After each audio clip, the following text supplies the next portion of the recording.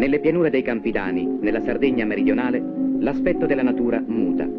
Qui i fiumi, prima di giungere al mare, si placano e si distendono, dando luogo a impaludamenti e a stagni. Il giunco e tutte le altre erbe palustri che in fitte e abbondanti macchie crescono in queste zone rappresentano la materia che più immediatamente e spontaneamente si è offerta ad una utilizzazione. È quanto è possibile constatare in alcuni paesi del Campidano, fra i quali San Vero Milis, un paese dove, come ad Ollollai, la maggior parte delle donne si dedicano all'artigianato dei cestini.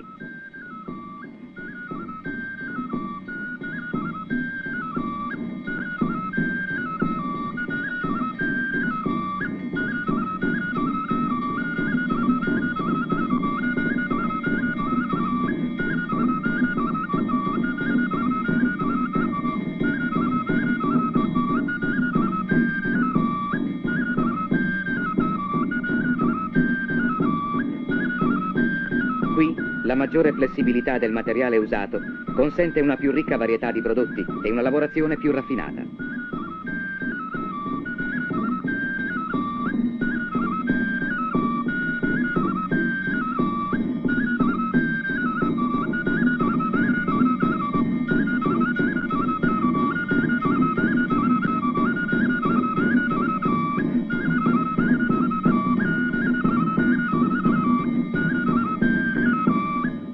L'artigianato sardo è ancora, dove resiste, un fatto intimamente legato alla fisionomia dell'ambiente e le stesse abilità tecniche che esso richiede appartengono anzitutto alla tradizione, così da rappresentare quasi una regola di condotta sociale, obbedendo alla quale le vecchie e le nuove generazioni ritrovano la propria unità nella continuità.